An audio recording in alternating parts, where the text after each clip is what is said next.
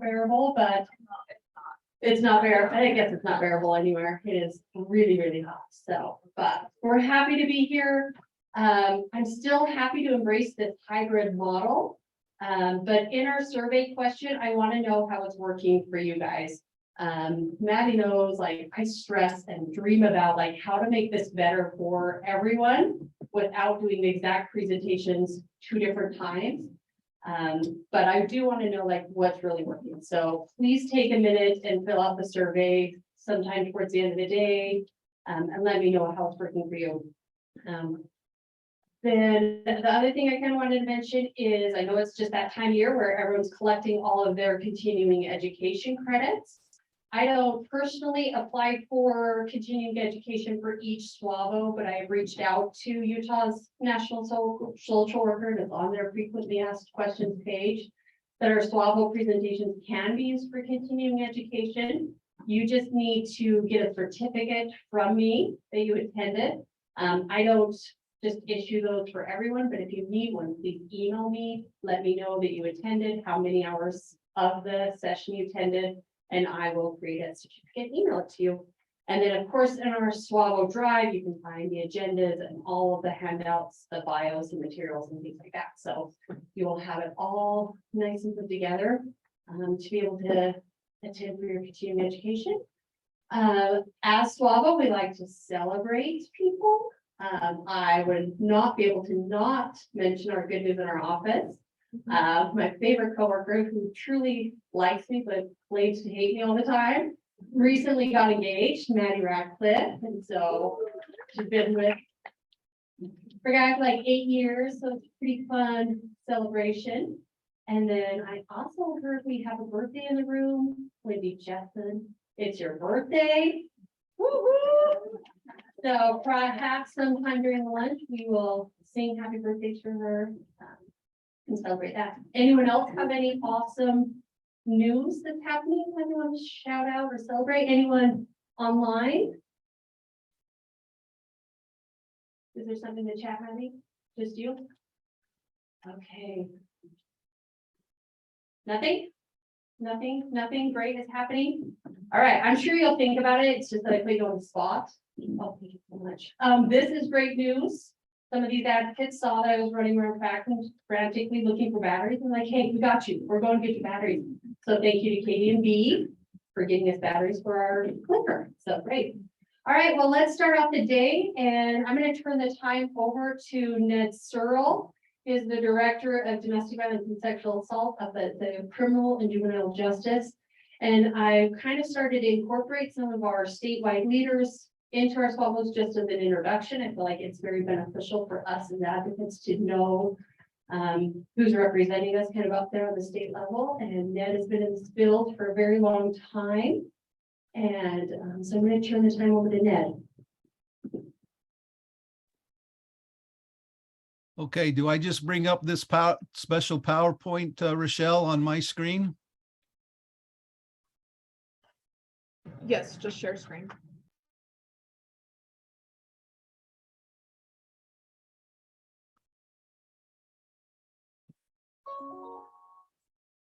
Let's see, slideshow. Out of here.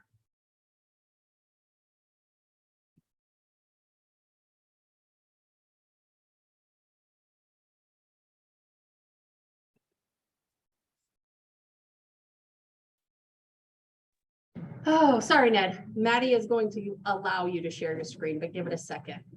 Okay. You want to try it now? Is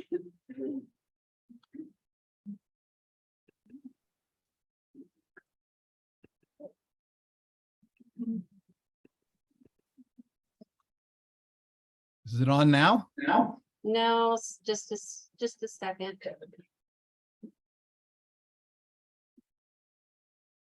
Even with these technical difficulties, I still like the hybrid. It just really makes me sweat. So I apologize.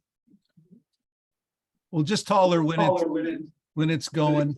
Thank you, everybody, for being here this morning and allowing me to present. I remember when I used to be the young pup in domestic violence and didn't really have to worry about the history of it. And And now I look at myself in the mirror and see how disgusting and old and ugly I am, that I am the old grog now about domestic violence. And so, It should be there, Ned. okay, is it up? Yeah. No. While they're getting this started, I just want to remind everyone that we do record all of our SWAVO presentations, so it is being recorded now. If you have questions, we encourage questions. If you're in the room, please wait for us to run a microphone to you though, just so we can hear it in the room as well as our online participants. And our online participants, if you have a question, please raise your hand. You're allowed to speak out loud, or you can type it in the chat. Can you try sharing now, Ned?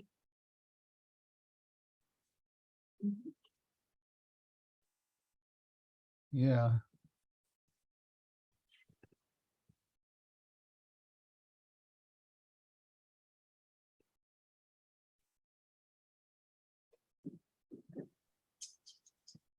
I can't get the share button to pop up, Maddie. Ned, if you want to email it to me, I can try to share my screen. I did email the PowerPoint. Oh, yeah, should we use that one? Yeah, that's fine to use the one I sent you.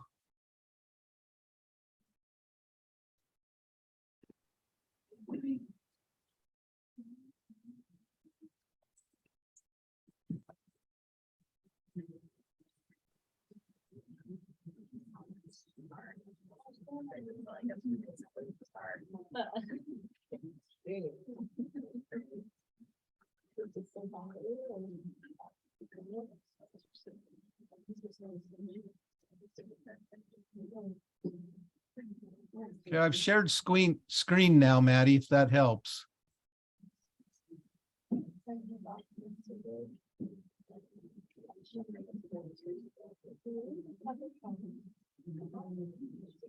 Yeah, I'm not seeing it.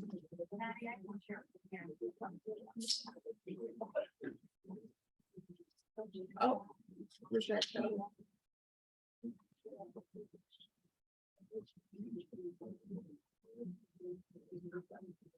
Are you going to have to press on it, or can I do that?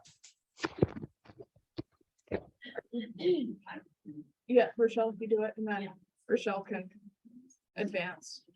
Okay, well, everybody, thanks for putting up with me. I was going on about how old I am, and sometimes I don't get some technology right, but Rochelle asked me to give a historical presentation about the information on domestic violence. And so I thought I'd begin with just some things to kind of wake you up, since I was first in line this morning. So I found some headlines and some newspaper ads that I thought would kind of wake you up this morning before I go into a quick review of the history. So Rochelle, could you push the first one? For all of you that are Star Wars fans, Jabba the Hutt is $15. I thought that was kind of funny. You all know it's not Job of the Hutt, right? It's Jabba the Hutt, J-A-B-B-A. Anyways, let's go on to the next one. This one's for all your friends who are attorneys.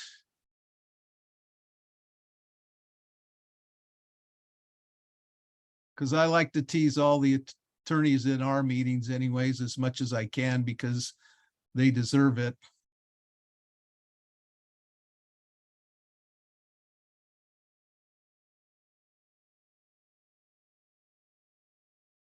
Okay, so we'll go, yeah, there it is right there. Lawyer says client is not that guilty. Okay, let's go on to the next one. This is a pretty good one too from a, oh my goodness. Maybe I should just go ahead and start. I'll just whip through the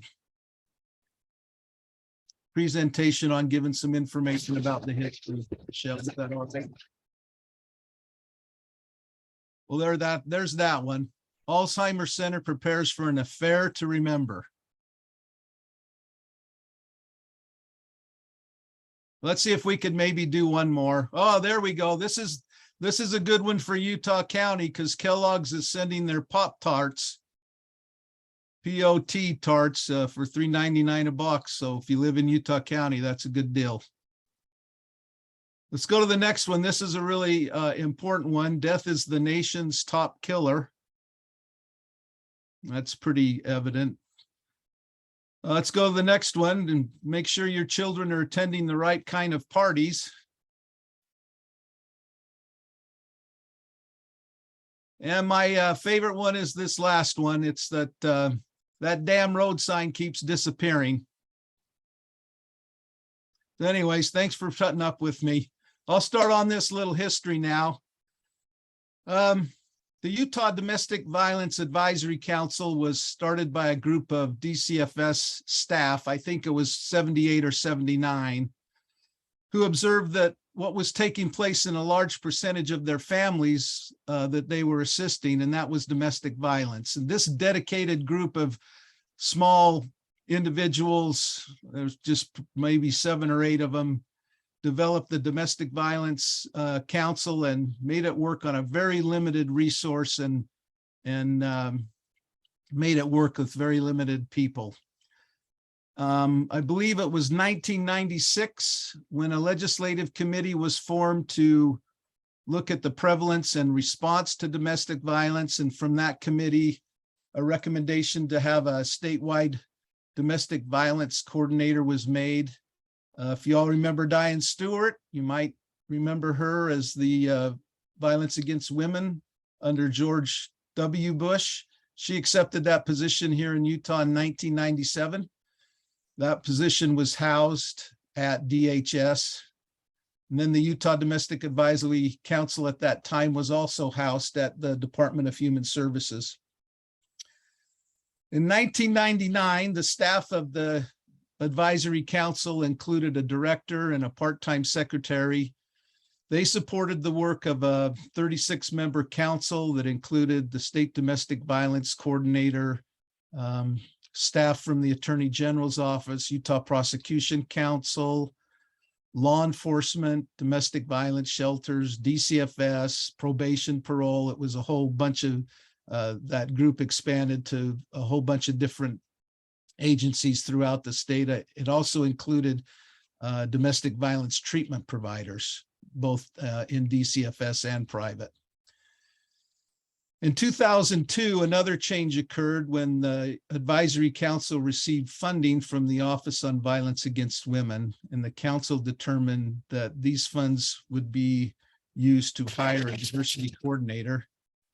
At this time, DHS decided that it was time for the Advisory Council to move out of the building and sever ties with DHS. And the part-time secretary decided to stay at DHS.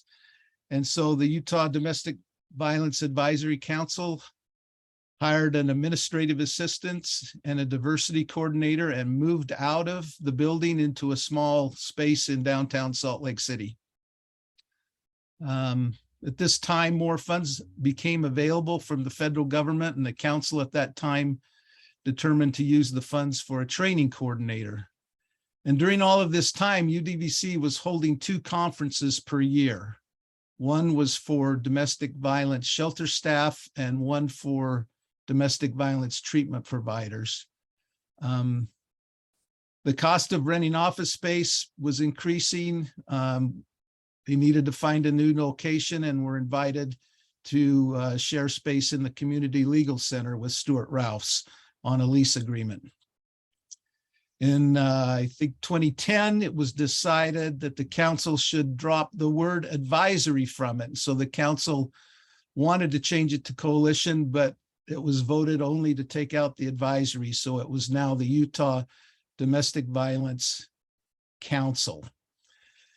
At this time, it was determined that UDVC should get the link line out of 211 and house it in their offices. And that seemed like a natural fit for UDVC. So that was moved as now as the link line for the coalition. The DV Shelter Committee and the DV Treatment Committee were part of the original organization, and there was always balance for both committees, as I remember. The annual Treatment Provider Conference was larger because of the number of DV treatment providers in the state. Conference fees were paid for the DV treatment providers to participate in the conference, which paid and helped, pay for presenters and the conference. The DV Shelter Conference participants did not have to pay to attend. They were provided with lodging and mileage reimbursement. When the Diversity Conference was added, UDVC was running 3 conferences a year, and it was recommended by staff to the council to combine all 3 into one conference and keep separate tracks and funding. So finally, I believe it was 2012, the word council was taken out of the name and replaced with coalition. I can't believe that it's been 10 years already that it's been the Utah Domestic Violence Coalition. In 2013, it was decided by the UDVC director to change the making of the coalition to just shelters, programs, and a few other nonprofit organizations. Because of that change, the Domestic Violence Council was created at CCJJ so that we could maintain that same approach that the advisory council had of having law enforcement and many people at the table to work through some of the other issues. I think through the 25 years that I've been here, we've seen many successes come for domestic violence. New bodies have been formed, like at the Department of Health, DHHS now, the Domestic Violence Fatality Review Committee. We brought in the lethality assessment protocol, the dating violence protection legislation, I think strangulation language improvements. We've improved protective orders, including being able to count pets now on that. Raising awareness in DV with the homeless population, apartment lease protection, jail release agreements, and just a whole lot of other improvements that have occurred in the last few years. Since 2008, I remember the Utah Domestic Violence Council and Coalition have been very active on the Hill, asking for funding, been very successful through the years, amounting for millions of dollars dedicated to Utah's response for domestic violence and for shelter service improvement and expansion. So one other last thing just to close up on, Utah has already developed a research-based instrument for assessing and intervening in the lives of domestic violence offenders. And the Domestic Violence Offender Treatment Board was created last year. It's to develop a effective treatment and programs for these individuals rather than applying just the same old one size fits all and, with incarceration, parole, and probation. That's kind of a model of ineffectiveness. We hope to look at ways to better expand DV offender treatment, where DV offenders can leave the home to a facility where they can work during the day and get treatment at night. This allows the family and the DV survivors to keep their everyday lives together, stay in school, stay in work, stay in their faith-based communities, and it requires the offender to work and look after the family with those kind of obligations while the family can just keep their same routine. I think it'd be nice if we continue to work on all of these kinds of things to bring our response to domestic violence together and more strong and make it better. I'd like to see the state focus on taking the lead to be an example on how to respond to domestic violence by creating statewide protocol for all their state departments on how to respond to someone who's been victimized. We need to get more education and training in the judicial system for those who work with survivors, like guardian ad litem, special masters, and especially family custody evaluators. I'd like to see us do more in prevention, more in men's responsibility, and those kinds of things. But to wrap it up, I would just like to see us all be more collaborative, sharing our data and information, and be supportive to one another in our own roles, and create a seamless, caring response to our constituents that we serve and for all the survivors that we work with. So that's all I can have for you with this old brain, to give you an update on the history of domestic violence. Hope it's been a little thoughtful for you to think about how far we've come, because let me tell you, we have come a long way, baby, in the last 20 years on domestic violence in this state. And it's because of all of you doing the work that you do, and all of the work that we all do together to make those improvements. So thank you for letting me give you this information, and I appreciate your time. Good, thank you, Ned. Thank you so much for being here. It's nice to have that perspective. If you have a couple minutes, are you open for questions if anyone has any? Sure. Hey, any questions from the room or online? If you want to know what it was like back in the 80s.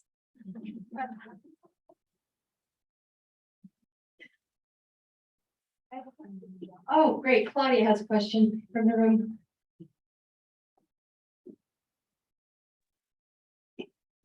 Ned, I'm curious to hear how you see system-based advocates and community-based advocates working together. Do you feel that they're working better together, or do you feel like there's room for improvement? Do you feel like it's moving in a positive direction? I'm just curious to see how you see that evolving. I think through the years, there's always been friction between those two victim advocates. There was a few years when it seemed to have got a little worse based on certain things that were happening. I think now we're on our way to where many of the people that I know in leadership, including in the governor's office, that we need to do better, and we need to make sure that we have a complete whole system for everybody responding to domestic violence that's wholesome, that's handing off survivors to one another in a productive manner, in a safe manner, with all of the information needed.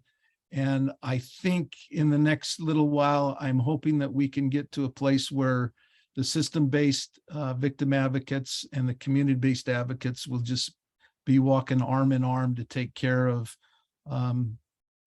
sometimes I just say our customers, because that's what these individuals are that we work with, these survivors. And we need to do the very best job we can because of everything that they've experienced in their life. We need to do better in coming together and making sure that we're doing safe handoffs for these individuals. Right, I love that, and I fully agree. Anyone else? Don't see anything in the chat? Oh, one more question in the room. It's not really.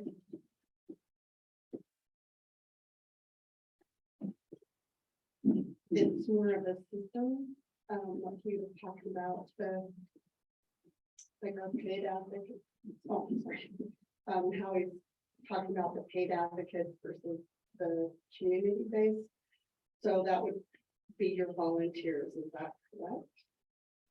I'm sorry, I couldn't hear that. She was asking, she interpreted your community-based as a volunteer, but system-based is paid by the government. Community-based is paid by nonprofits. And that's just usually how we kind of refer between the two different advocates. And the main difference we've kind of covered, and it's very confusing. And if it's confusing for us, 100% it is confusing for our customers, is confidentiality. System-based, paid by the government, limited confidentiality, community-based, lots of confidentiality. Good, well, thank you for being here. I know Ned had to rearrange his schedule to be here this morning, so I really appreciate it. And good work, and keep us informed of the ongoings through this next legislation Thanks, Ned. Thanks for All having right, me. our next presenters, and this is something we've